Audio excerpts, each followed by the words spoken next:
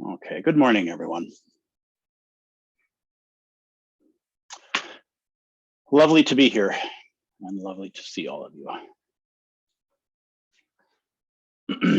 This morning, I'm going to talk about a short passage from Dogen, and I've just put it in the chat so that those of you who have access to that can see it and can read it along with me, but I'm also going to read it out loud twice for those of you who don't have access to the chat or are just listening to the recording.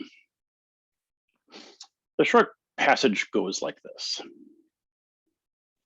We enact the cause and effect that is this world, and we accept the cause and effect that is this world. The time and place that blue lotus flowers open and spread are in the midst of fire and in the time of fire. That's our passage. I'll read it again.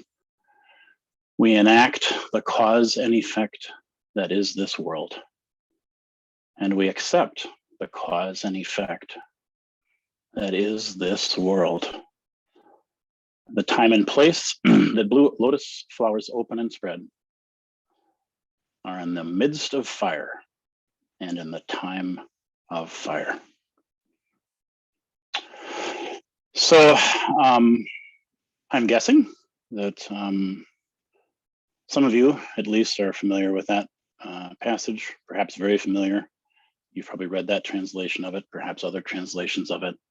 I know I've mentioned it. I've talked about this passage before. I've woven it into various things that I've talked about over the years. And I guess I want to talk about it again. I notice that my heart keeps circling back to this collection of phrases.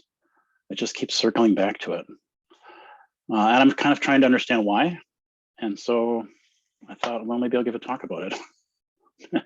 Maybe that'll help me get closer to the part of me that resonates with this.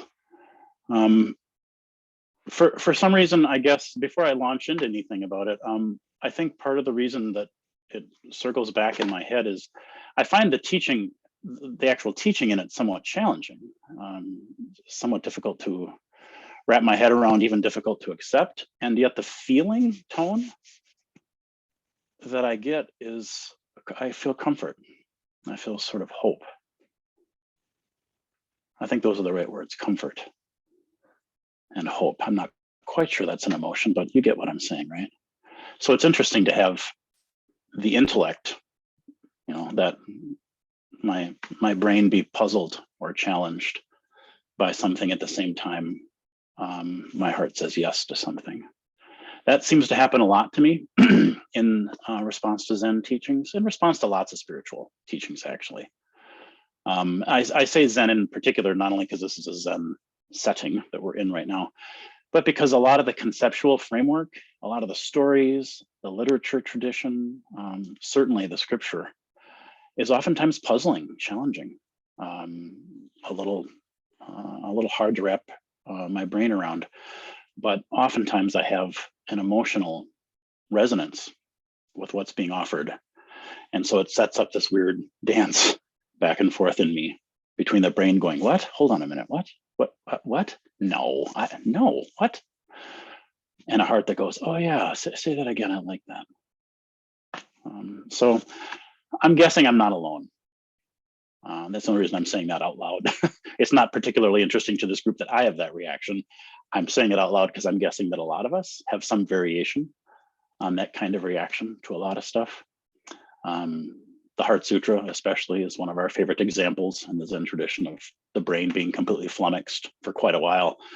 But it isn't unusual for all of us to have a felt, an emotional, even a body kind of response to something. So it's interesting that we have different knowings, different ways of knowing, and certainly different knowing organs. So for me, the body and the heart really love the verse that I'm going to talk about today. My brain is learning to love it too.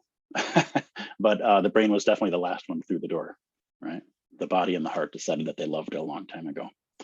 So I think that's probably why I'm talking about it today. I must need that sense of comfort, and I must need that feeling of hope, I'm guessing, or else I probably wouldn't be drawn to it. So I'm going to offer my thoughts on this today. You can see where it takes you, what resonates with you, what meaning you make out of it. I'll just offer mine and we'll see where it takes us. So we're in retreat this weekend at MZMC. There are 15 of us who are in a silent container for the weekend. And so it's wonderful to welcome you all into that container. We talked a little bit yesterday about a quote from Rujing, who's Dogen's teacher. Today we get to talk about the students. The students' thoughts. Dogen being the student is always a nice thing, I think. We're so used to him being kind of the exalted master, and I much prefer to think of him as roughing around in the mud as a student with the rest of us, right? So we enact the cause and effect that is this world. We accept the cause and effect that is this world.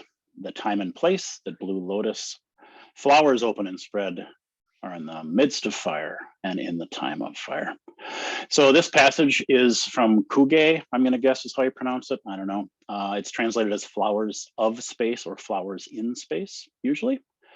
And one of the things this piece is talking about, primarily what it's talking about right out of the gate, is our relationship to karma. He's not using the word karma, he's using the phrase cause and effect in this translation. I'm not sure who translated this, so I'm not sure what's in the original, but the choice to put in cause and effect is obviously a description of how we understand karma in the Zen tradition of Buddhism. Cause and effect. Things are thusly because of pre-existent conditions. This is this because that was that. That was that because this is this. Cause and effect, right? Not reward and punishment. That's not Buddhist karma. Just cause and effect. The way things build upon each other. We live in an interdependent and interrelated universe. So cause and effect, right?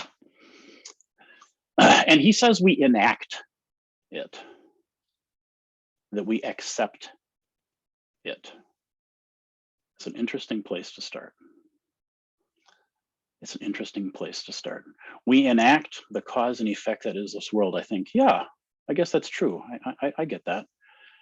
We accept the cause, and I immediately go, no, hold on a minute. Most of the time I do not, as a matter of fact, accept the cause and effect that is this world. In fact, I spend a great deal of time not accepting the cause and effect that is this world, hence I suffer. Right out of the gate, basic Buddhism, right? First noble truth, second noble truth. So I love that he says, we enact it. We accept it. You're like, wow, that's pretty charitable. It's a pretty charitable view. I aspire to accept it. I certainly have moments of accepting it, but I also realize that's the crux of the Buddhist response. Can I learn to accept and move on from there? So we enact it, we accept it. We're in it, but we also are it. Right? Karma, the thing we call cause and effect, the thing that we call in our tradition karma, manifests as us. It is us. It's probably more accurate, perhaps even more helpful to think I am it instead of I'm stuck in it. If I'm stuck in it, then it implies sort of a separation, right? It's a little more accurate when he says we enact it, we are it, you are the activity of karma. Right? You are the manifestation of karma. I am the manifestation of karma. That makes sense. I already am it. The acceptance feels like where practice starts. That's going to be more of a stance of the heart, a stance of the mind. Okay, this is where practice is going to start. He also really makes it clear that this world and karma are not two things. When he says the cause and effect that is this world. I am a manifestation of karma. You are a manifestation of karma. MZMC is a manifestation of karma. The world in which we're living, this is it. The world is cause and effect. It just is, right? The whole world is the activity of karma, the wheel of fate. This is samsara. The world of cause and effect, the world of dukkha, the world of suffering, the world of the red dusts, The first noble truth. We know all this already. We haven't learned anything new so far. This is the fire sermon. I look around and I see it. I'm in it, I am it. I was born into it and I am it. I see it, right? To be in the human realm, is to be in form, to be caught, stuck, trapped in karmic suffering. To be alive now is to be trapped in karmic suffering. Here and now in Dogen's world are not two things. Here and now are the same thing. So that's where we start. Those are the first two sentences. Or I guess the way it's broken down here, the first sentence, we enact it, we accept it. But Dogen's passage is also about the blue lotus flowers. It's also about awakening and complete freedom. That's why I'm given, I experience the emotion of comfort. I experience some joy and some hope when I read this, despite where it starts, right? This is actually about awakening. Hence our perennial Zen question, the one you've all heard, I'm sure, 100 different ways, 100 different times. Who is the one who is not trapped? Who is the one who is not bound to dukkha, to karma, samsara? Right? Perhaps we can ask that perennial Zen question this way. Who watches? Who watches? So we'll make this personal, because Zen is tremendously personal. What part of you bears witness to your own struggle with some patience, some spaciousness, some tranquility, acceptance, willingness, even joy? What part of you can be in relationship with, hold even your own resistance, your own fire, your own struggle, your own suffering, with Avalokiteshvara's open heart, with Kuan Yin's compassion, right? What part of you can do that? The part of you that witnesses that which is bound is not bound. That's all, right? Of course you have that part of you. We all do. We're told by this tradition that's actually who we really are. That's our true nature. It makes a lot of sense to me that this has to be something that I experience within my own self in order for this teaching to become real. Otherwise it becomes abstract. There's a part of you that watches without judgment. That's why we're taught as soon as we come to a Zen center. Sit down, observe your body, observe your breath. And I want you to observe it in a particular way. We're going to call it mindfulness to start with, because that's easy. We're going to practice watching without judgment. Just that. Just observe body and breath without judgment. Do you feel like, do you sort of understand why that's like training wheels to kind of get to, we're going to observe much more difficult things than just body and breath. And we're going to observe them from, of course, not judgment, but slowly but surely that muscles are going to get stronger and stronger, and our capacity is going to get larger and larger, and our hearts are going to get bigger and bigger, and our understanding is going to go deeper and deeper. And as we hold larger and larger bodies of discomfort and suffering, we're going to be able to hold them with not only not judgment, but deep acceptance, affection, appreciation, kindness, and eventually, of course, compassion. Actual compassion, willingness to suffer with it, to be right there in it, to love it, right? Now suddenly it's Buddhism, right? So that's our question. What part of you? What part of you bears witness to your own suffering with just a little patience, spaciousness, acceptance, tranquility? Is there any part of you that can say yes to the fire as it is, right? Is there a part of you that can see at least some of your delusion, where you get caught, where you get confused, where you doubt yourself, where you get hung up, right?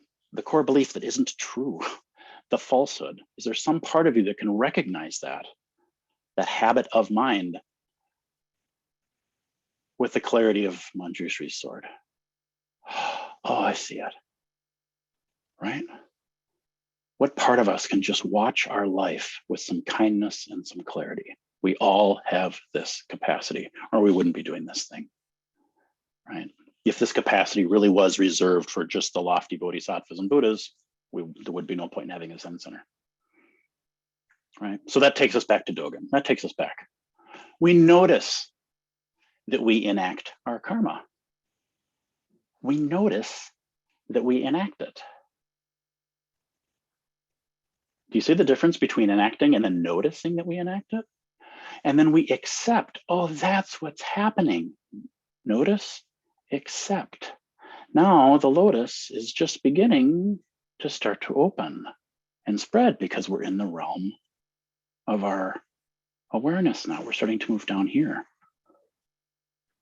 That's why he ends this little passage the way he does with, it happens now. It happens here, right? Again, for Dogen, time and space are one thing. He merges them repeatedly.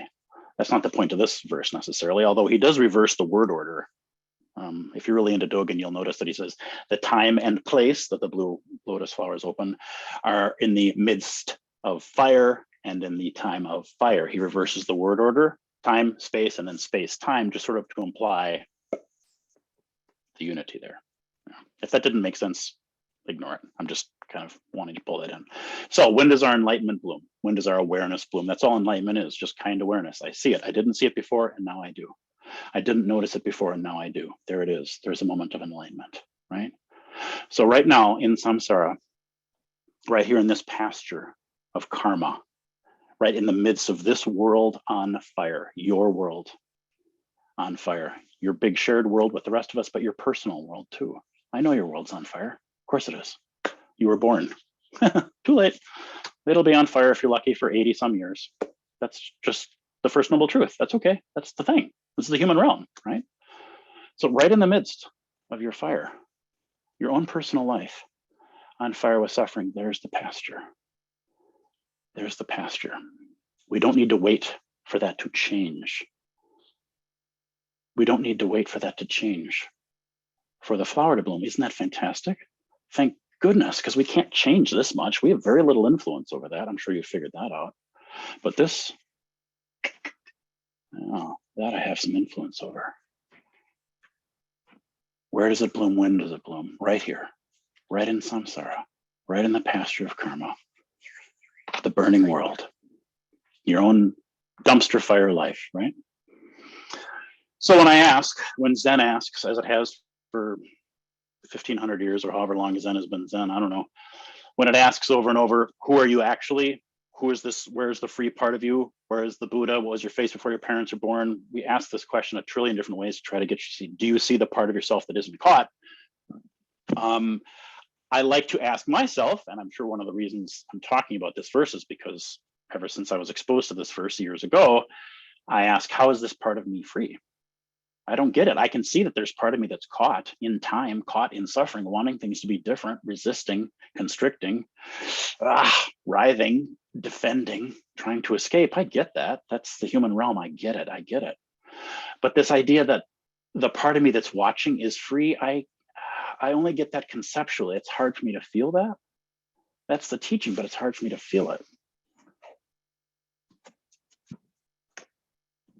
So my teachers have taught me that the reason that part of you, Bussho, is free is because your awareness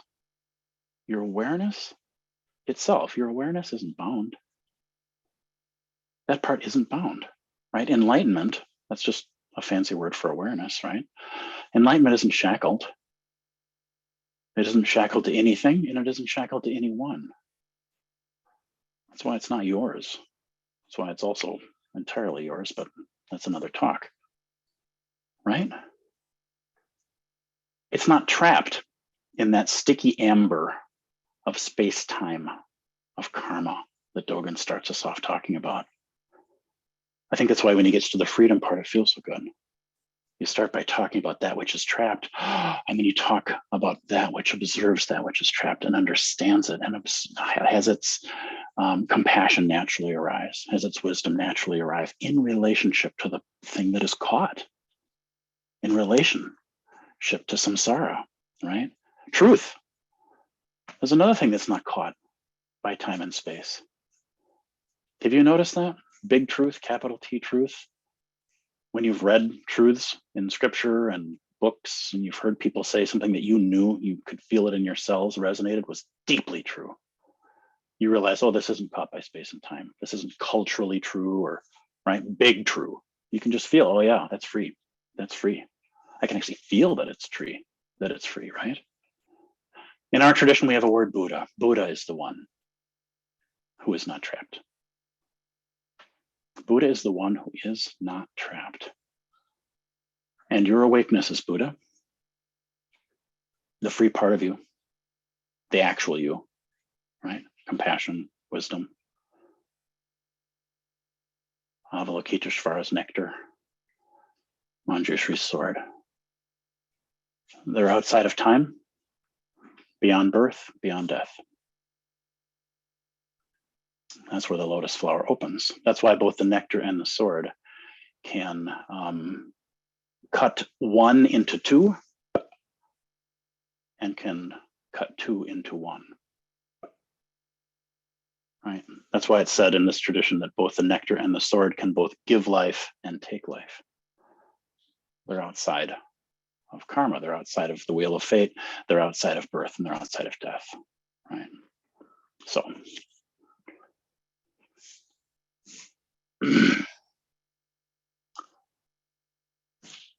I'm aware that as we're gathering this morning in January of 2022, we're in the midst of kind of a renewed vigilance around the pandemic, renewed lockdowns, lots of things closing back up again. A lot of us experiencing frustration, lots of constriction, lots of resistance. We feel that. We feel that fire in ourselves, don't we? We certainly see it. 5 minutes with the news feed shows us the fire, right? So we might not like our karma. We might not like it. We might not like the fact that our lives are on fire, that they kind of always have been, that we have brief respites, but then it starts up again. That's how we experience the human realm mostly. We might not like that, but this is it. This is everything. I've always appreciated, I guess it feels brave to me that Buddhism starts everything with, your life is characterized by suffering, and everybody gets it, and that's just the deal. The first noble truth. I'm just like, God, that's bold. I really appreciate just like, let's just say this, let's just call it what it is. This is the deal. This is why we're all here. This is why we're all struggling. This is why we're all looking for answers. This is the nature of our experience. This is the hallmark. This is the bedrock. Wow, it's tough to be a person. It's tough to be a person. Lots of resistance, lots of struggle, lots of saying no to what is. Even when we know that hurts us, we still do it. Wow, that's hard. That's just hard. This is my karma, damn it. So I get that we don't like it. I get that we don't like it. I think that's why we're offered the Bodhisattva vows. It's the kind of compass of Zen that lives down here. The heart of Zen is the Bodhisattva vows. And they don't instruct us to prefer being uncomfortable to being comfortable, or to prefer, zazen over sitting on the TV and watching your favorite Netflix binge and eating ice cream. It's not asking you to prefer. It's not asking you to like your karma. They have nothing to do with preference. You notice that when you read them, they've got nothing to do with like, thank goodness. They go way past like, they go way past space-time. They live outside of that. And so it's nice because we don't have to change our likes. We're not asked to like that which we don't. Isn't that nice? We're not asked to change our preferences. In Zen, we don't vow to like everything, but we do vow to love everything. In Zen, we vow to love everything.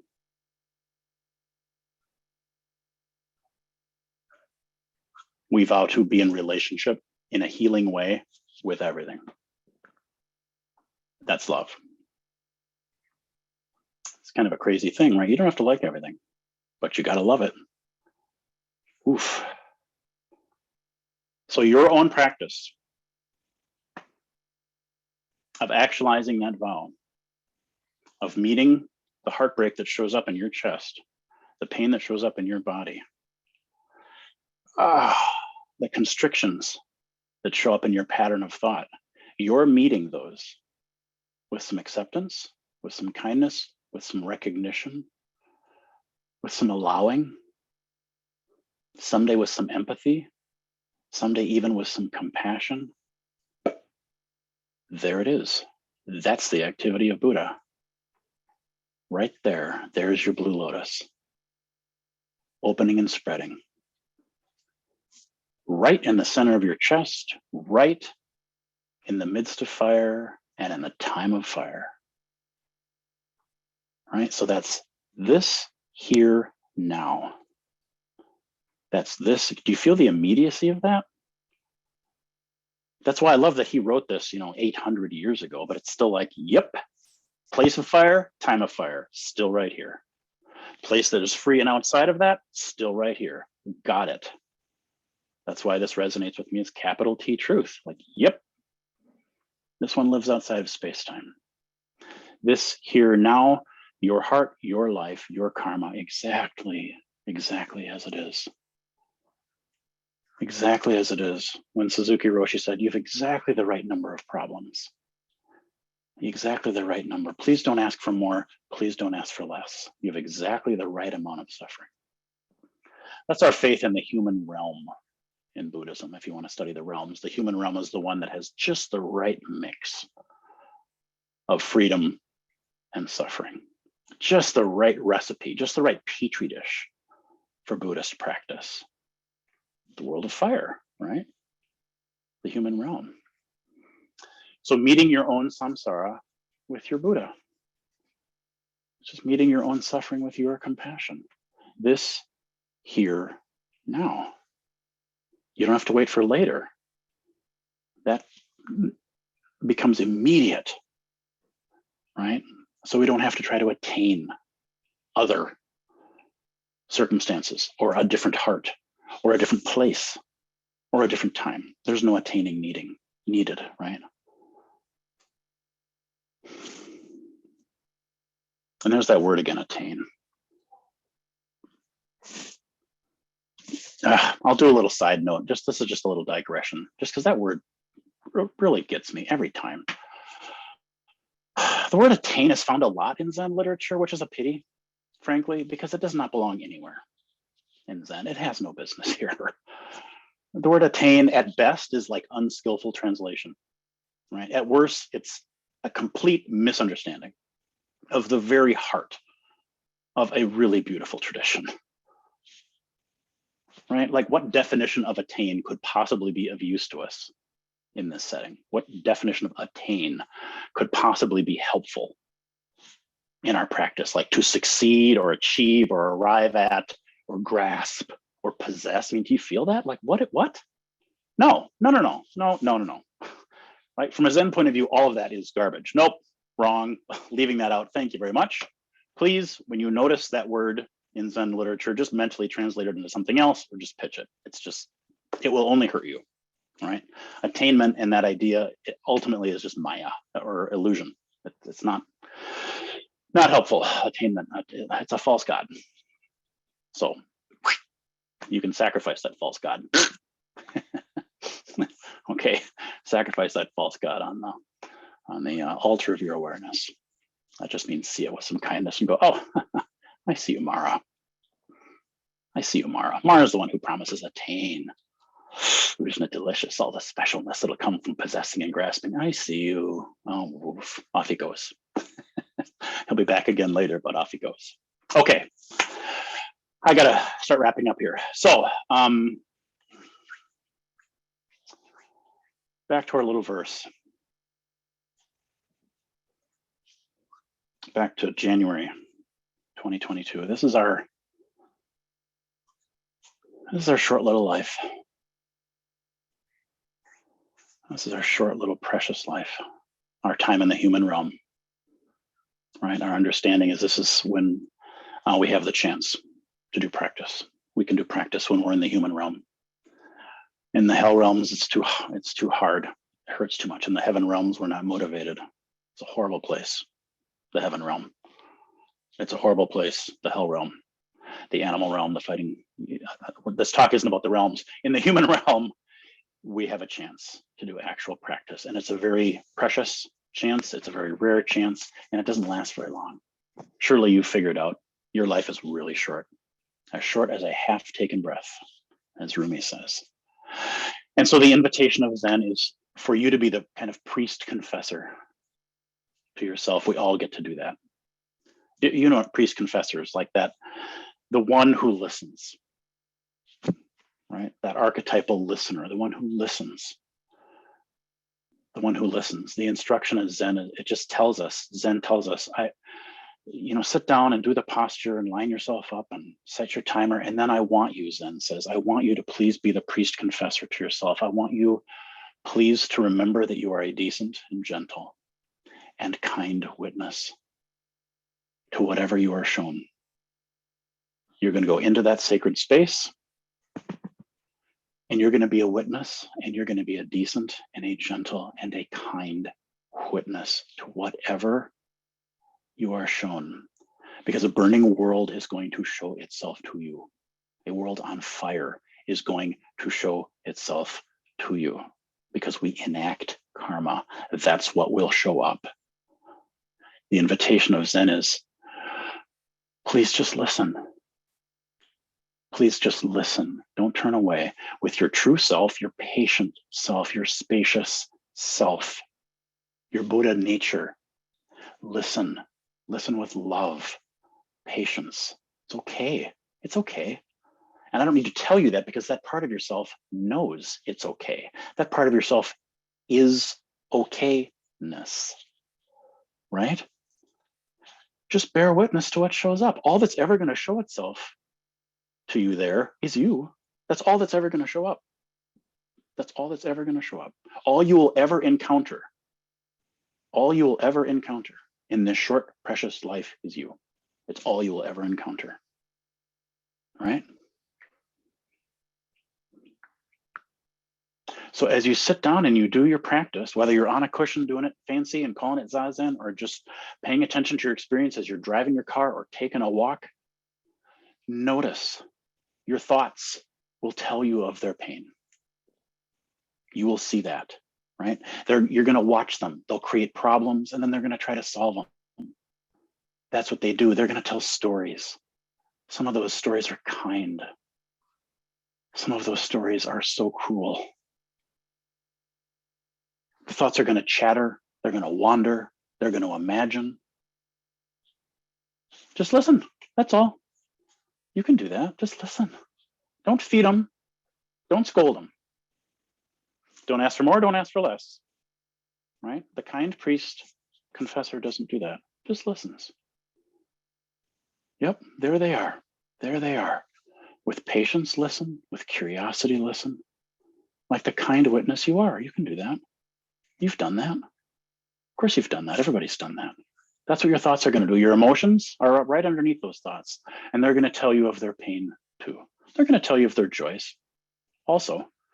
But we tend to focus on the difficulty because this is Zen and the easy stuff is easy, right? The harder stuff is where we put most of our effort because it's harder. So you'll start to notice the activity of emotion telling you of its pain. All the no's, all the way no shows up. Self-doubt, confusion, anger, sadness, hurt, shame, grief. Yeah. Lonely will arise. Sadness will speak. Anger is going to talk about what it's scared of. Fear is going to tell you the way it's been hurt before. Behind all that'll be shame. Just feel it. That's your nature. Just feel it. It's okay. You can feel that. You're big now. You're Buddha now. You can feel that. It's fine. Don't attach. Don't avoid. Same thing again. Don't grab onto the good, push away. No. Just listen. Just feel. You can do that. Patient, curious, like the kind witness you are. Underneath that, your body shows up. The people who are in retreat this weekend are noticing all of these layers. This is about the time, the third day is when the body really starts, for most of us, getting a little more insistent with its messages, right? The back starts to hurt, the knees start to hurt, the gut starts to churn. We start to notice certain emotions cause our hearts to constrict. Certain thoughts create emotions that causes our chest to get tight. The body speaks. So you just listen, you just feel it. More karma, more world on fire right down there. Lots of old karma, right? Cause and effect, past. A lot of past is there, a lot of memories are there. Again, we just feel it. We're so big. We just allow these things to arise. I feel it. I know it. I don't attach. I don't avoid. I don't need to push anything away. I can be very curious. Very, very curious. What memories might be there? What pain is there? How can I care for it? Right? This is enacting Buddha. This is the blue lotus. This is being Buddha. Right? Being compassion, being wisdom. It's the only thing. You know, this is you being Buddha to the only thing you can be Buddha to, which is you. You can only be Buddha to you. So this is you doing that. This is what this looks like. It's very ordinary, actually. It's extraordinary and miraculous. It's the activity of enlightenment itself. And it's also very ordinary because it looks like a person sitting still long enough for their life to catch up with them and then deciding to be kind to that life. That's it. Pretty ordinary, right? And it includes back pain and emotions we don't want and thoughts that are boring. Yeah. And when it shows up and you meet it with kindness, ta-da, that's complete activity. That's what Zen calls complete activity, or the realm beyond karma. Do you feel how you're in relationship to karma? Do you feel how you're the one who's in relationship to the world on fire? Do you feel like do you understand, do you see how you're the one who's relating to it from a place outside of it, beyond it? This is the blue lotus, blooming in the time of fire and the place of fire, the activity of enlightenment. The activity of enlightenment. And that means nothing has to go. Nothing has to be left out or excluded or avoided or disowned or amputated. Enlightenment means including all of it. It means loving relationship with all of it. That's why Zen says you're going to need to love everything. You don't need to like it, but we ain't here to do that. We're here to love it. Do you feel how all of it is included? And of course, all of it can fit without any problem at all, because your awareness, your consciousness, what you really are, your enlightened nature is huge beyond all possible imagining, beyond space, beyond time, doesn't have boundaries, literally, no limits, no gaps. Radical acceptance and total inclusion are no problem at all. They're extra, actually, those ideas. Zen is an extra idea too, actually, but that's another talk for another day. Your true nature holds all of it so easily, with such care, with such tenderness, with such joy, right? So to actually do this practice, it takes great humility. If we're going to see all the parts of ourselves, oofda, we got to be willing to see all the parts of ourselves, especially when I realize I'm the world. There are parts of the world that are very, very difficult to own, very difficult to own. Have you noticed that? How badly you want to say, not me. That sure ain't me. I would never go there. I would never do that. Do you feel it? Ooh, I don't want that part of my karma. I know. It's my karma too.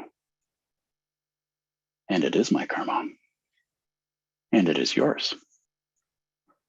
That's why this practice takes great humility, and great courage. It takes great strength to sit still and see it, to sit still and feel it, to sit still and face it. It takes great patience because it's a long road and it's a quiet highway and it's lonely. And we include that too. Hi, lonely. Yep. I will meet you with my true nature, who I already am, who I've been since before Buddha, since before my grandparents were born, since before the Big Bang. That's the way we'll talk about it in our new koan literature. Before the Big Bang, what was your face, right? So nothing special. That's why you can do it, because it's nothing special and it's no problem. I hope that's of encouragement. That's what I take out of this. That's what I take out of this crazy short passage, is him saying, here's the place of fire, here's the time of fire. We enact it, we accept it. I get it. Now let's get on with the business. Let's get on with the family business, which in Zen is the activity of compassion, the activity of wisdom. We call it enlightenment. Let's meet all of this with acceptance and curiosity, with compassion and wisdom. Let's fall in love with all of it. And of course, we're not in hell anymore, are we? Yeah. All right. I thank you. I thank you for your attention today. I thank you for your practice, whether you've been here a long time or whether you're just visiting us this morning for the first time. Thank you. We're not going to have any discussions or questions today because we're in retreat. So those of us who are in the retreat are going to pop off of this Zoom room and into another Zoom room. But I will turn the proceedings now back over to Steve. Thank you very much.